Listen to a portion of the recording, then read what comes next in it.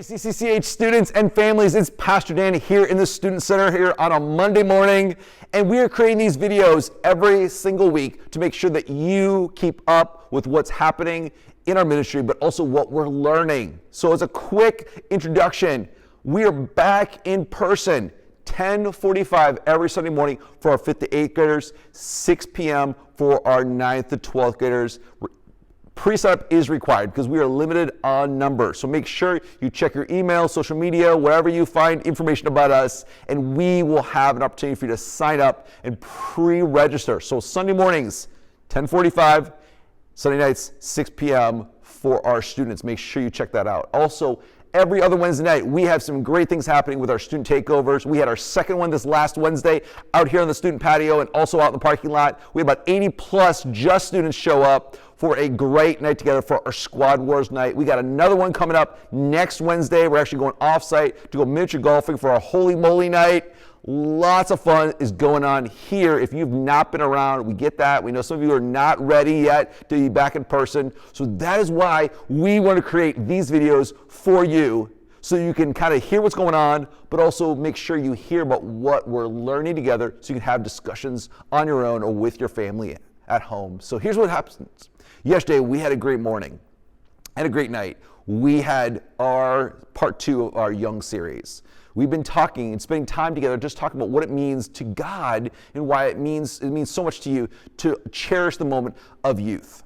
First week, we talked about 1 Timothy 4:12, the idea that God challenges us not to let anyone look down on us for being young, but set the example for our world, but also for our church, for our believers.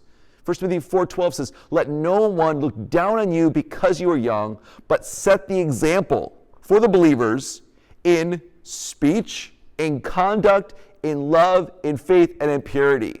We spent some time last week. If you did not hear all of that or did not get to watch that video, go back on our YouTube channel, go back on our church website. Make sure you watch that video because we had a great time spending some time talking about those 5 things. Last night we continued to talk about this idea of being young, but we said, hey, let's talk about what it looks like for God to use you.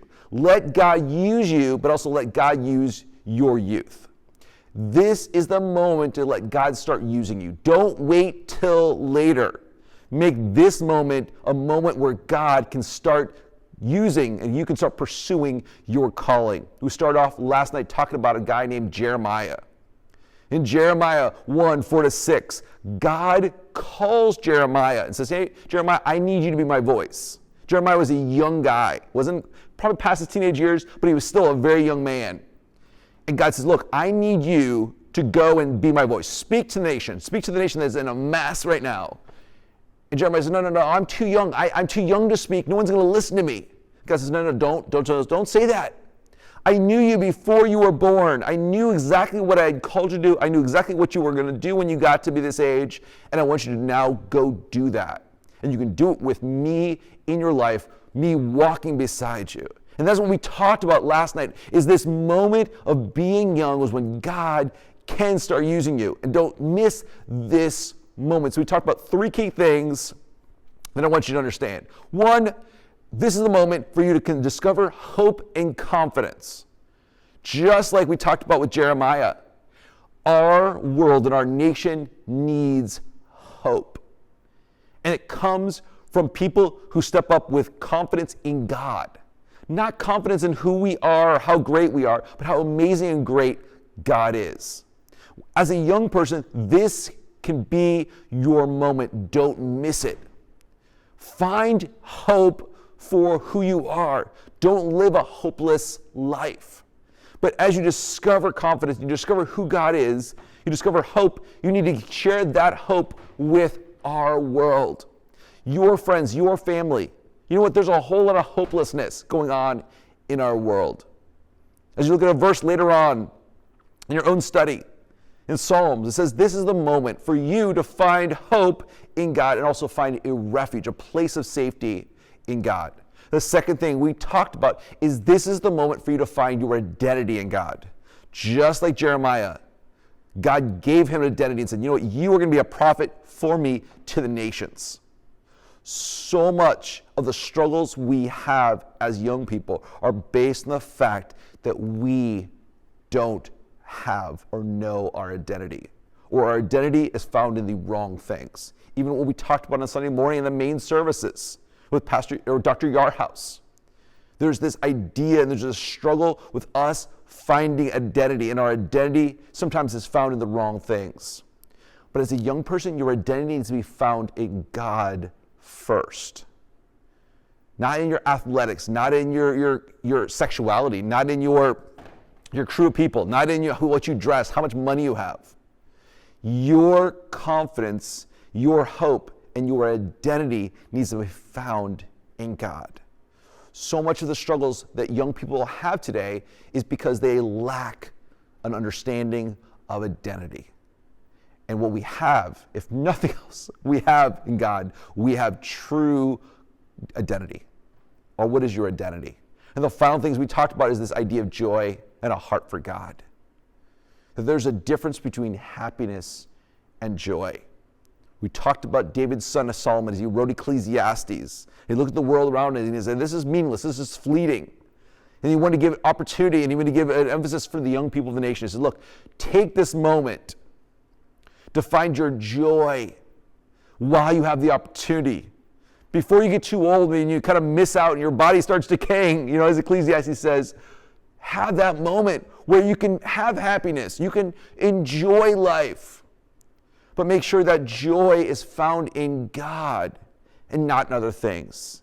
See, we talked about last night that so much of young people pursue happiness, just temporary emotions, ups and downs of emotions, where joy is an ongoing, permanent state of connection to God. That even when things are rough and you're going through rough times and pain in your life, maybe you're not happy, but you can still have joy, and that comes out of your heart for God. So as you spend some time with your family or on your own, looking through the verses I'm going to provide at the end of this slide and also some discussion questions, I want you to think about this moment of your life as a young person. Are you allowing God to use you, but are allowing God to use your youth? The moments you have right now. Allow this to be a moment where you discover your hope and your confidence, and you share your hope and confidence with the world around you. Allow yourself to understand your identity. And as you become more and more identified with Christ, allow your identity to be known to others. And allow them to be invited into the conversations to find out more about who this person is that you identify with. And then, of course, this idea of emotion, your joy, your permanent state of joy in Christ. Even when your emotions are not happy, you can still have a heart of joy. Make sure the center of who you are is centered on Jesus Christ. Thank you so much for listening in, just kind of listening on a quick snippet, a quick cliff notes of what we talked about in both of our times yesterday. May you have a great week. If you need anything, please feel free to email me, call me. We're hopefully try to open up a Zoom link on Wednesday afternoon for you just to kind of hang out with each other and with me if you'd like. We're so happy they were part of this. Make sure you check out the verses we offer at the end of this video and also think through some of the discussion questions. Do it on your own, find a friend, or if your mom and dad are listening in, make sure have your mom and dad sit down with you over dinner tonight or whenever you have time this week just to talk through some of the discussion questions we discussed in the room here on Sunday. We have a great week coming up next Sunday. We're going to finish up this series this coming week. If you're comfortable, you're ready, please join us Sunday morning, 10:45 for our 5th to 8th graders, 6 p.m. for our 9th to 12th graders. Thank you. Have a great week. Once again, my name is Pastor Dan, and I love what I get to do with you every single week. Talk to you very soon.